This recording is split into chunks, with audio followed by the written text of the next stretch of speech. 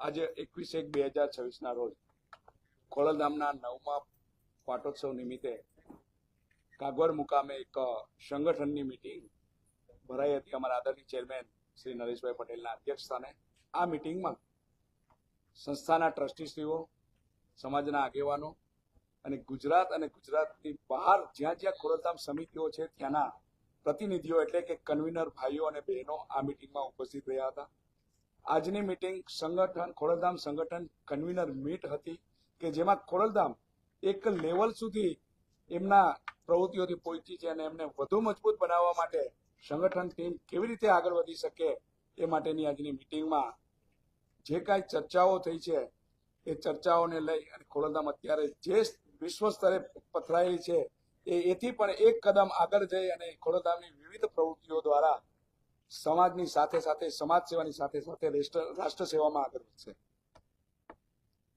21મી જાન્યુઆરીએ 9મો પાટોત્સવ હતો અને એ પાટોત્સવના ભાગરૂપે અમારી જે સંગઠનની ટીમ છે, અમે લાસ્ટ 8 થી 9 મહિનાથી અમે મહેનત કરતા હતા અને ઘણા બધા ગામડાઓ સુધી પહોંચ્યા, જિલ્લાઓ સુધી પહોંચ્યા અને આજનો દિવસ અમારા બધા માટે બહુ સારો દિવસ હતો અને એનું કારણ એ હતું કે આજે અમે અમારા જિલ્લા કન્વીનર અને તાલુકા કન્વીનરની જાહેરાત કરવા જઈ રહ્યા હતા. મને જે સંગઠન અધ્યક્ષ બનાવવામાં આવી એ પણ ભાઈની વડપણ હેઠળ એમના ચેરમેન પદના નીચે અમારા આવા સંગઠન જેવા બીજા ઘણા પ્રકલ્પો ચાલે છે, જેમાંથી એકમાં મને સંગઠન અધ્યક્ષ બનાવી અને એવી હોદ્દાની રૂએ આમાં એ જોવાની વાત એ છે કે ખોડલધામ ટ્રસ્ટ એ હંમેશા કમિટીઓથી ચાલતું આવે છે. હોદ્દાના ભાગરૂપે કન્વીનર સહકન્વીનર બનતા હોય અને બદલાતા હોય, તો દર વર્ષે 2 વર્ષે હોદ્દાના ભાગરૂપે દરેક જણ આવે અને દરેક જણ કામ કરે. આ એક એવી સંસ્થા છે જે ડિસિપ્લિનથી ચાલે છે અને સિસ્ટમથી ચાલે છે. એટલે હું મીડિયાને અનુરોધ કરીશ કે જે ખોટી વાતોને પ્રચાર થઈ રહ્યો છે એ ના થવો જોઈએ, કારણ કે જે આજે મા ખોડલની સાક્ષીમાં અમે આ કામ કરી રહ્યા છે એની પવિત્રતા જળવાય એટલો અનુરોધ હું તમને બધાને ચોક્કસ કરું છું. બીજી વાત, આજે જેનીબેન ઠુમરને પણ ટ્રસ્ટી બનાવવામાં આવ્યા અને એ બી કેમ, આટલા વખતથી એ પણ અમારી સાથે સંગઠનમાં મહેનત કરે છે. તો આજે બીજી એક બહેનને ટ્રસ્ટી બનાવ્યા. એક બહેન તરીકે મને પહેલી ટ્રસ્ટી બનાવેલા, આજે બીજી બહેન ટ્રસ્ટી બન્યા અને એનાથી બી વધારે આનંદ એ કે આટલી બધી મહેનત જે લોકો કરે છે એને હોદ્દા મળી રહ્યા છે. આજે અમારો નાનામાં નાનો કાર્યકર ખુશ છે અને એનું કારણ એ છે કે એમને એનું પદ મળ્યું અને આજે અમે એટલા માટે ખુશ છે કે અમે આટલી મહેનત કરી અને અમારું જે સંગઠનની અમને જે સ્પીડ જોઈતી હતી એ સ્પીડ આજના કાર્યક્રમની સક્સેસથી અમને મળશે.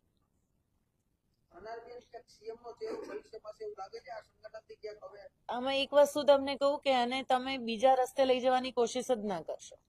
હું તમારા બધા જોડે અપેક્ષા રાખું છું કે આ કોશિશ ના હોવી જોઈએ. સીએમ બનવું ના બનવું તમારા કે મારા હાથમાં કશું નથી. અનારબેનની પર્સનલ ઈચ્છાની બી અહીંયા કોઈ વાત નથી થતી. જ્યારે હું એક ટ્રસ્ટી તરીકે અહીંયા બેઠી છું, ખોડલધામના પ્રેમાઇસીસમાં બેઠી છું, તો મને એટલી ગંભીરતા છે કે હું ખોડલધામ વિશે વાત કરું. મારી પર્સનલ વાત અહીંયા ક્યાંય આવતી જ નથી.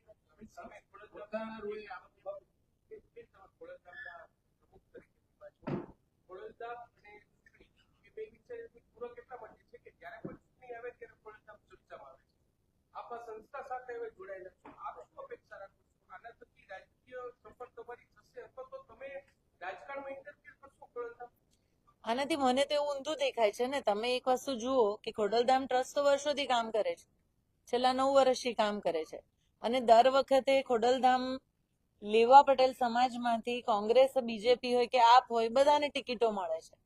તો સ્વાભાવિક છે કે એ મુદ્દો ઉઠવાનો છે, પણ એનો અર્થ એવો નથી કે કોઈની પાસે ખોડલધામ ટિકિટ માંગવા જાય છે. તો એમાં થોડો ફરક છે તમે જે કહો છો એમાં.